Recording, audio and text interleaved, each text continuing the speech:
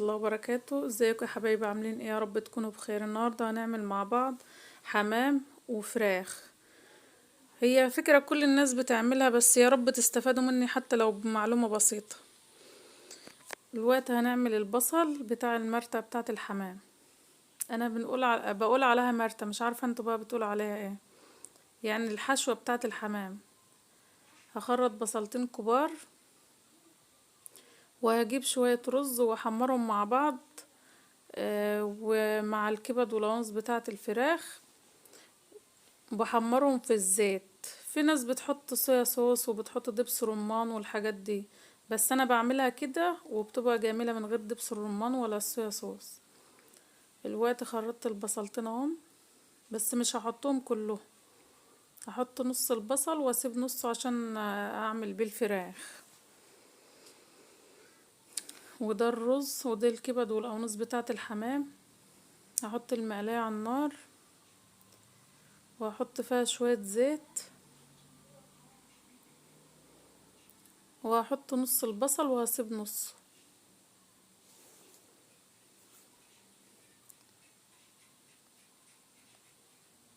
هفضي نص البصل، بقول لكم هنا هفضي نص البصل. هتبل البصل بس، وبعد كده هفضي عليه الرز.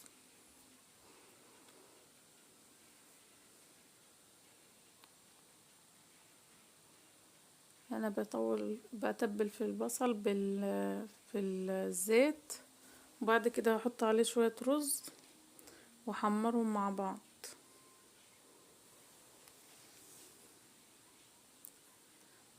هنا هحط الرز افضل اقلب فيهم لغاية ما يتحمروا.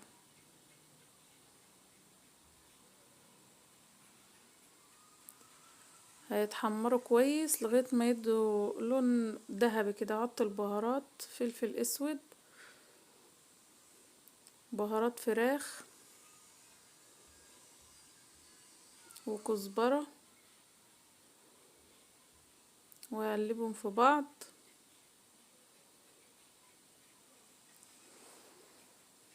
هفضل اقلب فيهم لغاية ما ياخدوا لون احمر فاتح كده، يعني مش غامق اوي. هنا لقيت المقلاية صغيرة، قمت حطيتهم في حلة عشان لسه احط عليهم كوباية مية. وهنا هحط الكبد والقوانص بتاعة الحمام، هياخدوا شوية مع بعض.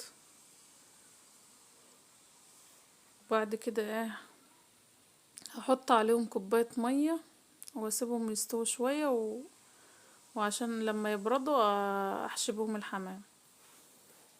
بقلب الكبد والقوانص في الرز حلو عشان يتشوحوا مع الرز بالبهارات. هنا بقول لكم لون الرز، وفضيت عليهم كوباية مية. هسيبهم يستووا نص سوا، مش سوا كامل، 5 دقايق. وهنطفي عليهم، هحط شوية ملح، هقلبهم واسيبهم يستووا. هنا بقى هعمل بقى شوية بسلة. انا بعمل بسلة، بقوم خارطة بصلة، بحط شوية زيت يسخنوا على النار، وبحط بصلة اشوحها في الزيت، وبقلبها شوية.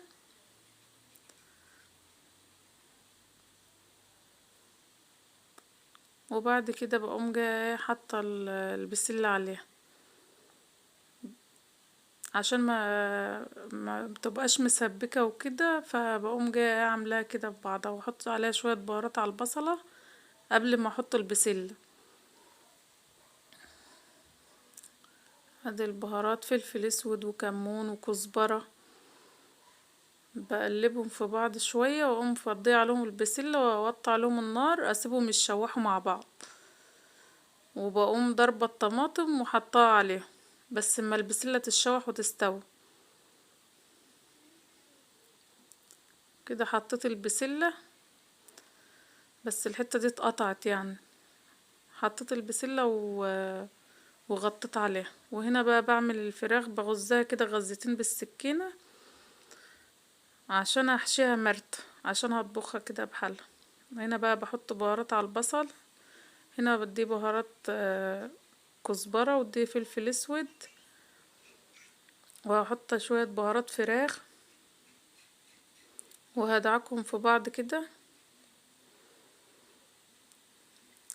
وهتبل بهم الفرخ. هحط في الفتحات اللي انا عملتها دي البصل والبهارات،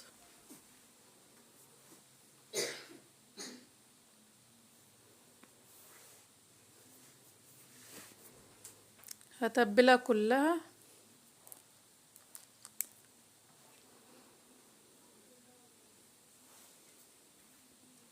هتبل الفتحات اللي انا فتحتها، واحط تحت الجلد.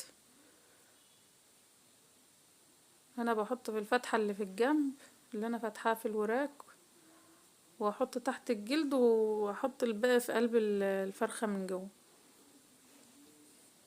وحط الحلة على النار فيها زيت يسخن، واحط الفرخة فيها على طول. هنا احط الفرخة في الحلة،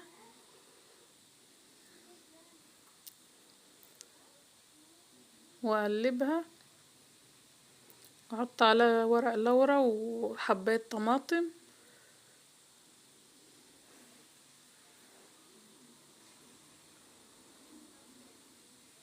انا بشوحها في الزيت، ما بحطهاش في المية كده، احط عليها شوية مية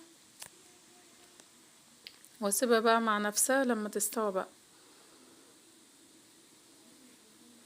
هنا بقى احشي الحمام بالراحة كده، بحشي من تحت الجلد الحمام دي. الحشو اللي انا عملتها لونها جميل، من غير دبس رمان ولا اي حاجة. بحشي الحمام مش بملاه قوي عشان ما يفرقعش وانا بعمله على النار. بحشي من تحت الجلد من هنا، واروح احشي شوية من الزور، واحشي من جوه حاجات بسيطة عشان ما يبقاش مليان قوي ولا منفوخ.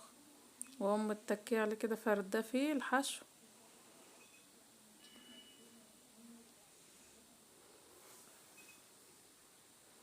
الحشو لونها جميل، لا عايزة دبس رمان ولا اي حاجة.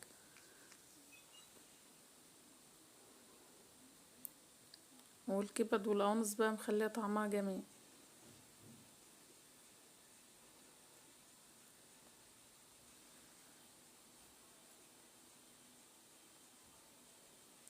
كده انا حشيت حمامتين، هخلص بقى وارجع لكم تاني ان شاء الله.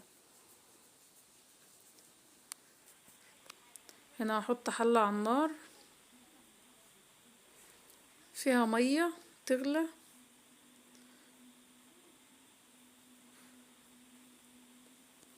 وهحط فيها بصلاية ورق لورا وفلفل اسود وكمون وكزبرة وبهارات فراخ وطماطماية، وهسيبها تغلي على النار عشان انزل فيها الحمام. هنا المية غلت، هنزل فيها الحمام بقى. ما تغيبش على الحمام اوي عشان ما يفرقعش.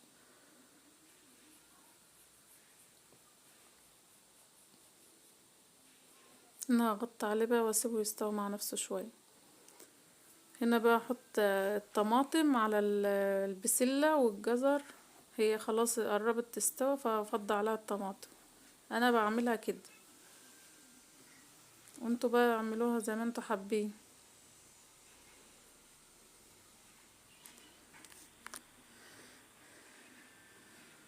هنا خلاص خلصت الفرخة طلعتها.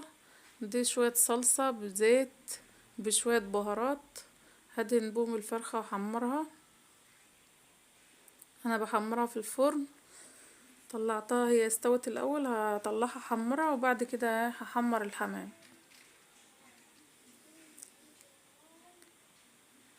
يا رب يكون الفيديو يعجبكم، ويا رب يكون فدتكم ولو بمعلومة بسيطة. وما تنسوش تعملوا لايك واشتراك للقناة، وتدوسوا على كلمة اشتراك عشان يوصلكوا كل جديد. وكده انا طلعت الحاجة معايا وعملت شوية رز والبسلة والشوربة والفراخ والحمام. يا رب يكون الفيديو عجبكم.